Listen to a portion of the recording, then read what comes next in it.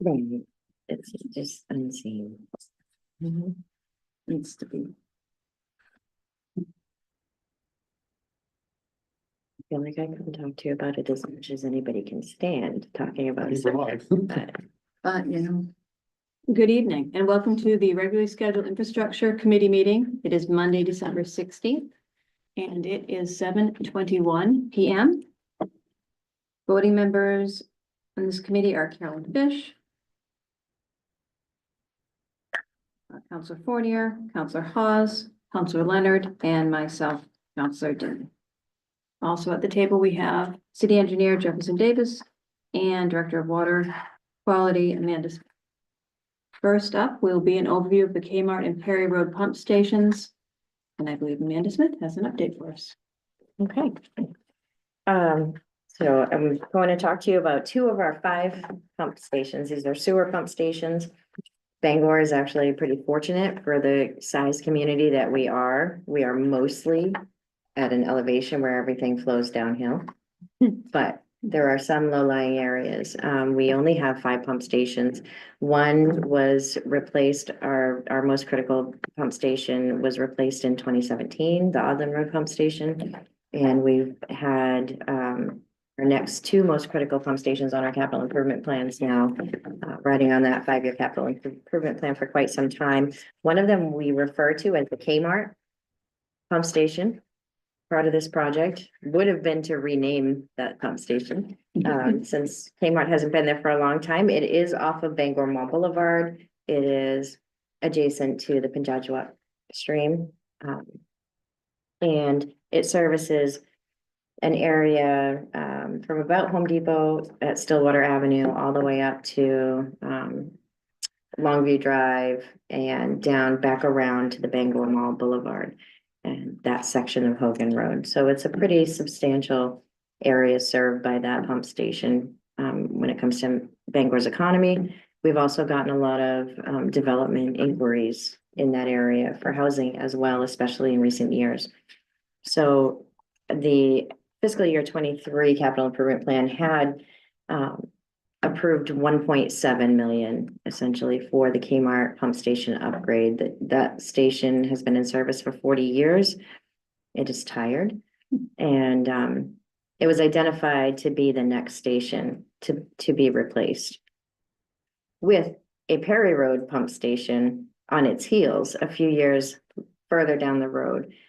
So the last couple of years, we've really been juggling that prioritization because the Perry Road pump station is about 3 times the size and it is experiencing significant failures to the point that it's had multiple sewer overflows. So now we found ourselves trying to balance potential development versus environmental impact of the Perry Road pump station. What we decided where we decided to start was to have Haley Ward. We competitively bid out an evaluation for both pump stations at the same time to look at both of them in terms of the operational issues they're having, potential development build out in both subsections. I should back up and just explain Perry Road handles or serves a much bigger area of Bangor around the airport, Odland Road, Outer Hammond Street, and all of the flow that we receive from the town of Herman. So I'll just talk about them separately. First, Kmart. Kmart, we knew was at capacity.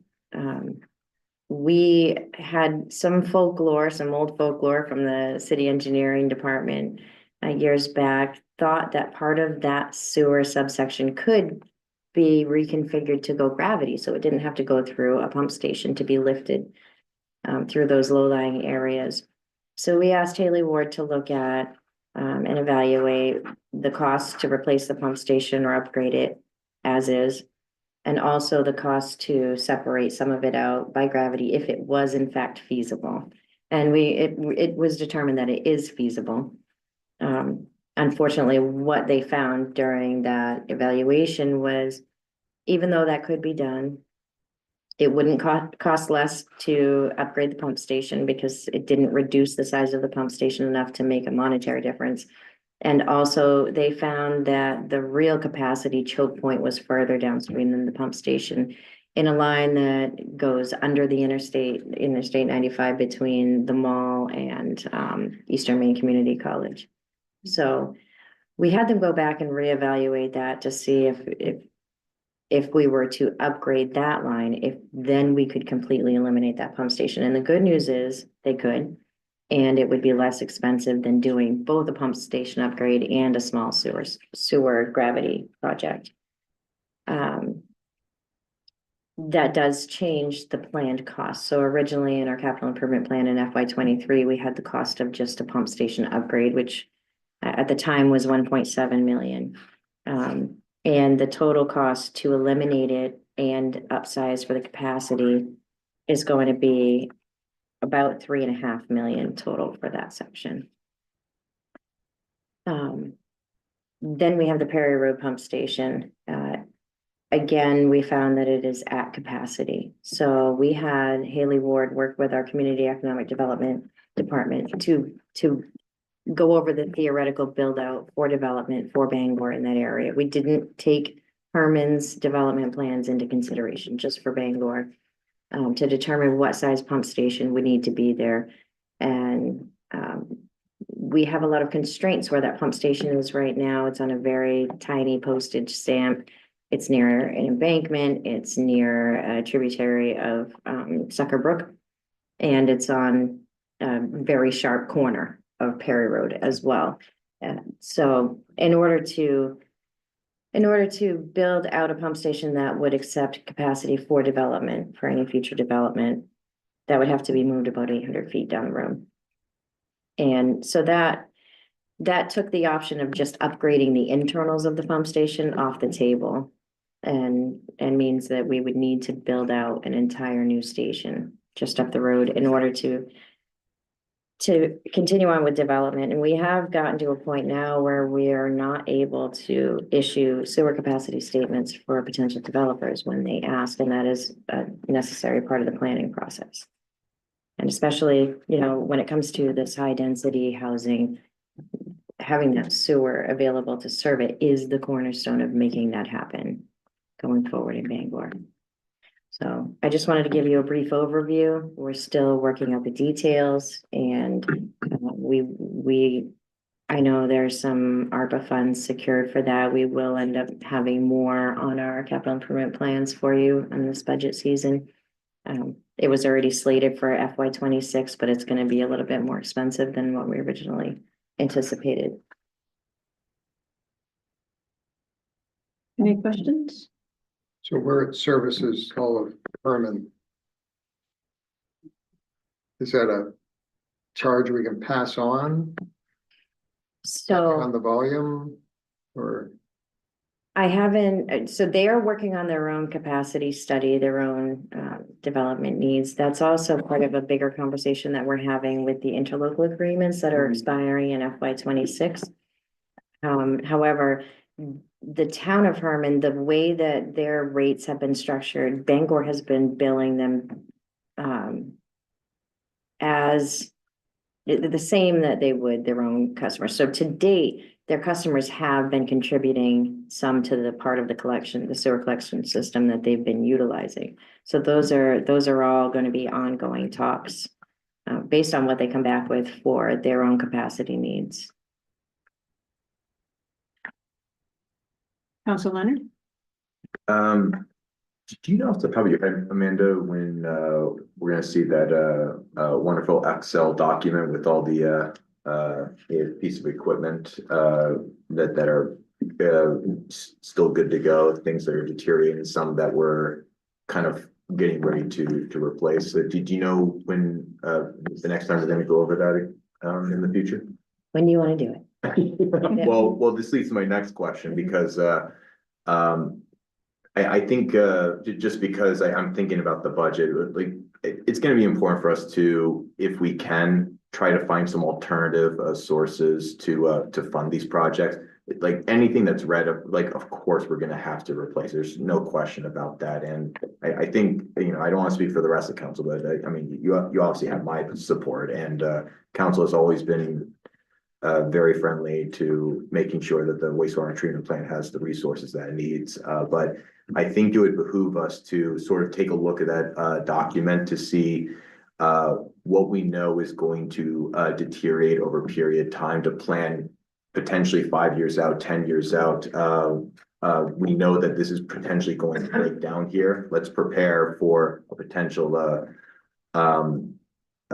way to fund that, whether it be through grants or whether it be through some other revenue source. I don't know if that was a question that you could answer or anything, but don't feel like you need to. But actually, I would like to that point, I don't want to put you on the spot, but I think that would really be helpful for council to take another look at all those items that are green, orange, and red, to make sure what we have upcoming for potential issues. Sure, I would be happy to. I keep that, that's sort of a living document, so I keep that updated. I love to show the rainbow.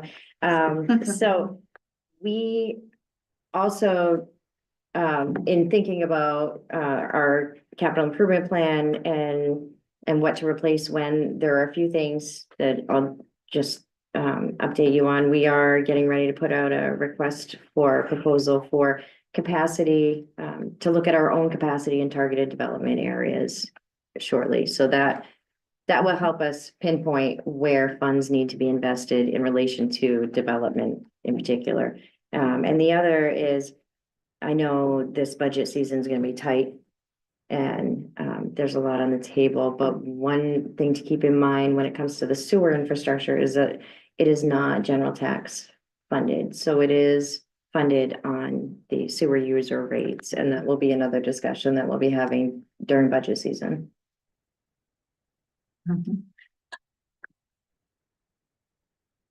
City Manager Laura. And I just want to add to what Amanda's speaking to as well. So typically, as part of the budget, we do a 5-year capital plan. And so we look at the next 5 years as to sort of the red, yellow, and green, if you will, and then we try to align projects in a way, oh, we know the state's coming through, so even though this one might be able to wait 3 years, we need to do it now because the state's going to come through and redo that road, and we want to be under it when they do that.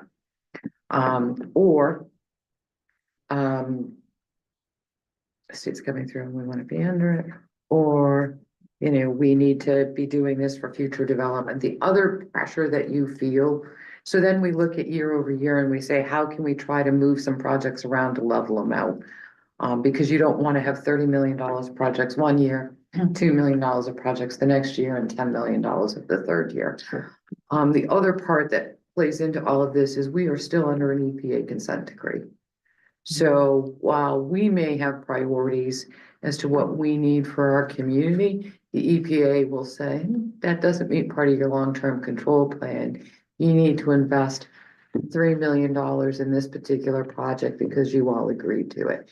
So we're always doing this constant balance of how do we continue to invest in our infrastructure, SCADA, the emergency generator and things like that, still meet the demands of the EPA consent decree and balance it against the ratepayers' ability to continue to pay escalating rates. I will say, I still think our sewer bills are relatively, I think we're sort of middle of the pack when it comes to sewer bills. I think it's $120 a quarter between sewer and stormwater is, I think, the minimum. So, and up and coming too, where we just, we're discussing some things as we move forward with our consent decree. And one of the things that we discussed is the EPA is really the one that they look at they call it the financial capability of the community. So they look at what Bangor's median income is, and they have a formula that they say, well, your ratepayers can afford this, or you're right, they can't. And they did just adjust, they just adjusted that last year. So, So our financial capability of our ratepayers should look very different. And that might give us an opportunity to revisit some of our consent decree items with the EPA. And if we can do that, that would free us up to move some of that funding as well toward things that we actually need to stay operating. Because keep in mind, our consent decree, the EPA's focus with us is to stop CSOs, the combined sewer overflows. They're not looking at the Perry Road pump station when it fails during a rain event, and you know, that's the reality of it. So hopefully it will help us reduce those financial obligations for the consent decree now that they've changed that formula. I didn't know they changed. I- I'm very excited. I was trying not to get your hopes up. Yeah. Council House? I like your document because you're the expert. And all of you know more about what, if a domino falls, what's it gonna hit? Because this is all very important work. However, the average citizen, they don't see it. It isn't something they can say, oh, look what Bangor did. They put in a new pump station. They don't even know where the pump station is. So it's the kind of thing that we have to do it, because if they're at capacity, what happens? You hate to be a, you know. A excuse me, Debbie Downer, Downer. a Debbie Downer. I knew that's where we were going. But on the other hand, if those fail, where are we at? Correct. So, I mean, we do have to do it, and it would be helpful to see what projects are out there, and you would know better what could be shuffled and what couldn't. But if they're both at capacity, that's kind of a scary thought. It pushes the developer to have to spend more money. Cause some of these developments, if we can't serve them, Yep, they would have to do their own station exactly. there. And see, you there's know, a lot of Well, not that station, kind but of thing you know, that, these big developments, maybe they have to do a big septic system until we can serve them. And I know developers are already looking at that, so that just pushes the cost down. well, you just answered my next question. What is, with the putting in a septic system? I hadn't really thought about that, but that would be the next likely step if they failed and we had no other means of taking care of it, but. And by putting in a private septic system, that means you've now taken a significant portion of that parcel that you Right. can't put Can't housing develop. on. Mhm. That's true. Well, thank you for bringing this. It's been helpful. Look forward to your Oh, I will be back. red, yellow.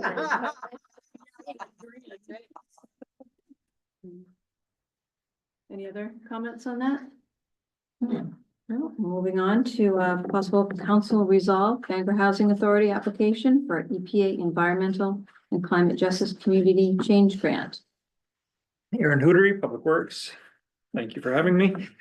So Bangor Housing reached out to us regarding environmental or an EPA grant for Environmental and Climate Justice Community Change Grant Program. Said that they were interested in helping us improve our compost program and potentially tree program. So I was very happy to talk to them when they brought this up to us. And the grant that they've requested is to support construction of multifamily housing on Sunset Ave. And apparently they're already doing some groundwork in there, so it's not completely dependent upon this grant, but I think you kind of reach out and see where you can find funding.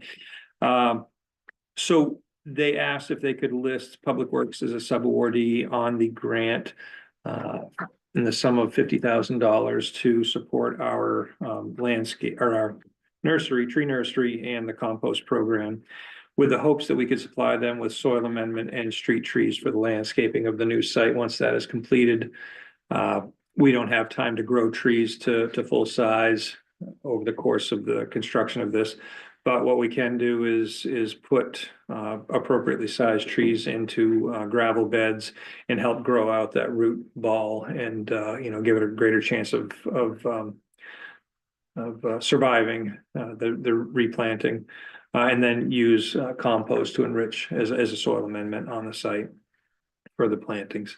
So, yeah, this is not only benefiting, if they get the grant, benefiting disadvantaged communities near their project location, but also benefiting people all across the city because street trees are important across the city, and being able to enrich the soil for our tree planting is awesome. But also we're giving away compost, which was really successful this year, really popular. So staff does recommend that the infrastructure committee approve the fact that we were already listed as a subcommittee on the grant application, and with a potential award of $50,000 should they be approved for that grant. Any questions? It's super awkward to vote no. I actually have a question. Yes, How many trees would you be able to plant with that type of a grant? More this, than just trees involved, but yeah, this is a lot of money. I think for $10,000 with all the pieces that go with it, but a $10,000 botanical budget this year, we planted 115 trees or so. This would be used more to kind of support that tree program, so building out the nursery in addition to the money that Audubon received to help us build it out. This would support that as well, and then support the compost program through probably a new screen or something like that that would help remove some of the trash that gets in, because our screen is a really wide screen. These are just ideas I have going, around my head, but building the nursery out and then buying a succession of trees from bare root, very small trees up through, so that we could start that annual, tree planting from our own nursery. A lot can be done for 50,000, but I don't have the answer for you specifically. we entertain a motion on this? Will this So be on? moved. Second. Do I need a roll call vote? Unless there's no No. objection. Okay, great. This will be on next week's agenda. Yes, there's a resolved one for next week. Thank you very much. Be sniffing stuff for next one, too. And you also have an update for us on the Yeah. winter. Yeah, I just thought it might make sense to keep everyone in the loop on this. During the summer months, we do have in our contract that the highway department works 4 10-hour days. In the winter months, we move to 5 8-hour days. And the current schedule with everybody working days can be a little bit of a challenge during longer winter weather events. Employees can work some long hours. So what we did was came up with a proposal for a trial winter schedule. What that does is split the highway crew up into 2 with a day shift and a night shift. Having those shifts split, the hope is that we're going to have a quicker response time to storms. We actually had, not because of this trial, because this doesn't start until January, but we had a crew on nights during this most recent storm, and it worked out really well. We didn't have to call an additional crew. The crew that was already on duty was able to respond to all the trees that came down, that type of thing, the plug drains. And something that we've been taught for quite a while by Maine DOT is that having people on staff allows the municipalities to respond quicker, and responding quicker actually makes it a lot easier to keep keep ahead of the snow versus waiting until it's snowing and then waiting an hour for everybody to get there. And so we're really hoping that this is going to provide better service to residents, but also to the goal is to limit total time on duty to 16 hours. And we've lost a lot of new employees each winter because they come in and they work a lot of hours during these storms and really get burnt out. So this automatic rotation, we think, is going to provide that same or better level of service and not burn out our employees so quickly. When there is no winter weather response, we have all kinds of stuff lined up. So we do not anticipate that we're going to have issues keeping everybody busy. We do the snow removal from the downtown district. We push back snow banks, and patching potholes is not allowed, so we can do that at night. And then our regular scheduled vehicle maintenance that we have to do anyways, we normally do during the day, we can do it at night just as well. And the only thing that really should affect residents at night is that snow removal. And we've always done that at night anyways, because there's vehicles are off the street. So, yeah, this is just an update, no action required, but I want you to be aware that there will be crews out there working at night and residents may ask questions and we know about it. Good deal. Great, thank you very much. Yeah, I did have two questions, actually, really, it's super quick. So I know that the measure of success from our previous model, which, but please correct me if I'm wrong, it's been a while since we talked about it, but, obviously we want to reduce the amount of staff hours and staff stress overall. Are there any other metrics that we're looking for in terms of, this model being a success for the city? And I know I'm putting you on. No, I love hard numbers and straight facts, but I think for me, a measure of success is gonna be the staff feedback. Yeah, Staff gets very tired, very grumpy. You know what I mean? It's just a fact of life. You work 24 or 32 hours, you get tired. I hope to see a more positive attitude, so, kind of just a better atmosphere in general, which isn't an easy measure to make, but there's still a feel to it. And then I have high hopes that there will be a reduction in those minor vehicle accidents that we tend to see in the wintertime, with people backing into something, not causing big damage, but a broken tail light or a bent bumper. I'm really hoping that we see a result, a reduction in that as well. no, that's it, thank you. Actually, to your former point, but going back to staff, what do we have for contingency plans for, say, like a really extreme weather event? Just, we just get dumped on by glorious, God, the north wind. Yeah. And that's why this trial was made clear that there's no guarantee that everybody gets sent home at 16 hours. There may be times when we absolutely have, for the safety of the city, have to stay on duty. And then that's a case of making sure that we're rotating those people in so that they can, even though they're not leaving the facility, get in and take a nap, get a little bit of kind of recovery time, and then right back out on the road. As long as we absolutely need them, and when we do not absolutely need them, we don't keep them around, just because, there are other people still out. We get people rotated out and get them home to get that recovery time. Well, I know we don't always think of you guys very often, but I think we all think about you when we see the plow trucks out, and thank goodness you guys are out there. Excellent. Thank you. Thank you, Aaron. Yeah. Thank you. And last item is Jefferson Davis with the MDOT win number 27746.00 Village Partnership Initiative. Yep. So I thought it'd be a good time to do an update on, since we have a draft report from our consultant and the study team. Again, this is the Maine DOT Village Partnership Initiative, which is a planning initiative through the state and BACS, which is the Bangor Area Comprehensive Transportation System. And we went through a RFP process, and we hired a consultant of Sewell and their sub Viewshed. And we started, this is a fairly new initiative through the state. They've always had like a plan and partnership. This village partnership is slightly different. And we were excited to get it. But I did submit on Friday this 300-page report. I didn't expect you to all read it. It was a drag. It was, yeah. yeah. So going forward, chapter 5 is probably a good place if you're gonna spend some time.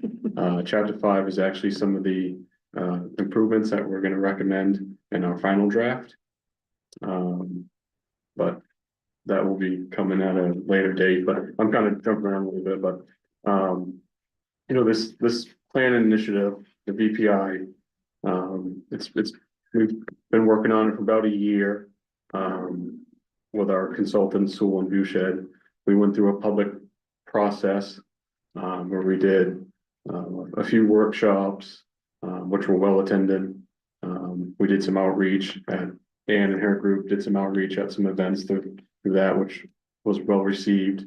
And we also did some online surveys And so the group, the study team and the consultant, took all those comments from all that public outreach. We sat down, went through, this area of studies, and then all the recommendations through and comments through that.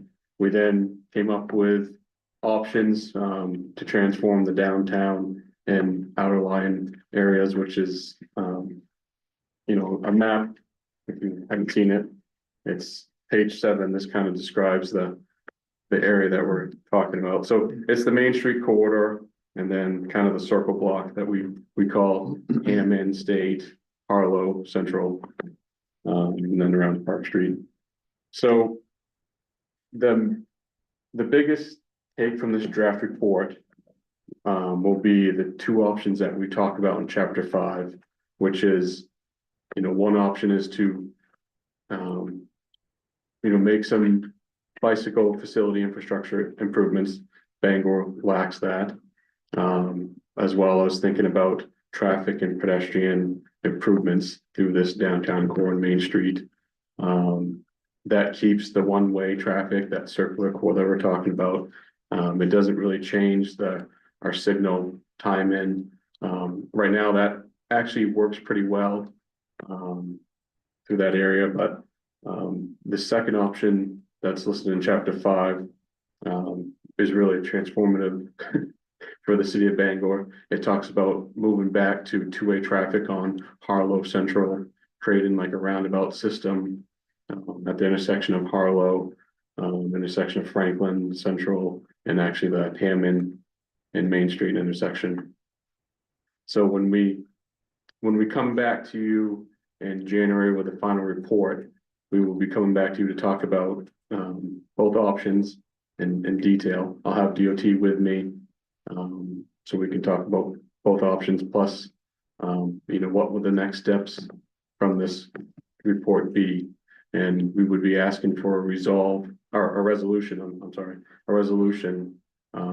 to move forward with our recommendation, which is it's either option A or option B. But we thought it would be a good time, since we got this draft report, to get it out to you so you can start looking through it. So when we bring the final draft to you, it's not brand new. I don't expect you to go through all the analysis and stuff like that. It's a lot, but I do think you should look at chapter 5, look at the options, and then we can talk about that at the next committee meeting. Counselor Leonard? I do have a bunch of questions, Yeah. but we can talk offline about that or another meeting. I did have one thing I did want to bring up is when I saw the roundabout section, I was thinking about my grandmother, and she hates roundabouts. And I know we have a lot of senior citizens in the area, and I don't mean to stereotype, but I think they share probably the same convictions as she did. Would we be amendable to maybe piloting in a smaller area, just so we don't disrupt the local community too much? I mean, I think most of us at this point are pretty well adjusted to roundabouts, but I know that sometimes citizens can get very angry when we change the way that traffic has been for so many years, and then we bring in this new mechanism, and it can sometimes just really frustrate people. Yeah, I mean, it would be a major change for a downtown corridor, but I mean, we do have 2 roundabouts in the city that are, Main Avenue and near the airport. This option has been talked about quite a bit with the study committee. Oh, I love it. Just full disclosure, I love it. There are a lot of factors that go into that option, which would need to be studied more if we decide to go that route. Again, these are small roundabouts, which limits our truck traffic, which we will have issues with if we go with that route. So I don't know. I don't want to say what the final recommendation is going to be. I do think that from staff and the study committee, it probably won't be that recommended solution. But if you guys can try to answer any questions you want right now about it, but if we decide to go that route, we would have to do some more data-driven study and surely some concepts.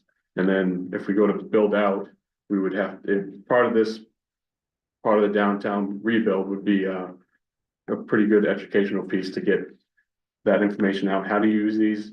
Because we're gonna add a bicycle infrastructure with a pedestrian infrastructure, so it would be a lot. Well, and actually, that's a great point, which is, like, we're gonna have a lot of, multimodal transportation, implementations. I just don't see a way, around that. To your point with, implementing the bicycle lanes, I mean, that's just gonna be the normative. And, I think the more that we, in a similar way that BED had a lot of education and public workshops for a lot of citizens to come to. I think that would actually really behoove the citizens as well. I think they would appreciate that because you know, we don't want to be in a situation where we feel like we're doing a good thing and then all of a sudden we're bombasted with a lot of angry emails and whatnot. So There would be another public participation piece, you know, once we go.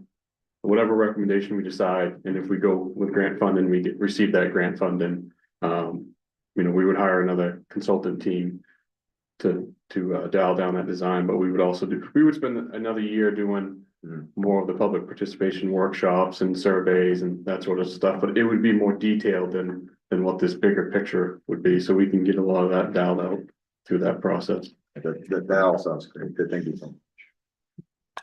Oh, sorry. Council Lynch? I didn't read the whole thing. I know. I glanced You only- through it briefly. So what might be helpful, and I didn't see like the pros and cons, so maybe if, each scenario, you know, A and B, here's the pros and cons to this scenario, and here's the pros and cons to this scenario, just to kind of, you know, we can look at it and in our own minds, think of, you know, issues, but there might be things we hadn't thought of, or there may be Yep. pros we hadn't thought of. Initially, to me, roundabout, especially in the downtown area, I'm thinking of some, you know, communities down in Cape Cod where they're small communities and they have a roundabout sort of right in town. And they seem to work well. Parking sometimes, you know, dealing with a roundabout in the parking coming in and out is a bit tricky. Yeah. But I would be interested in the pros and cons from the experts' point of view Yeah, and the engineers. Yeah, we have it spelled out here, but it's kind of where I can compile it Yeah. and, you know, provide the Yeah. sheets, so you can just see it, not have to search through it. And we'll also provide cost estimates. Yeah. For some of these bigger ideas too, Okay. that might help, Thank you. so. Any other comments? Can't trust. So I do think, What is the time frame here? so I think, you know, I think January we'll have a final report. And then I can take that report and do some, either a spreadsheet or, you know, Word document in the memo that, outlines some of the options and the cost estimates and the pros and cons. And then we can work, and you know, the consultant team, Sewell and Viewshed, they can come to this meeting too to help, you know, discuss anything also with DOT. Thank you. Maybe we'll be first, infrastructure will be first on that deck. Don't get your hopes up. Is that a wish? We could do a special night if you want. If there is nothing else, this concludes the infrastructure meeting. Good night. Thank you. Thank you.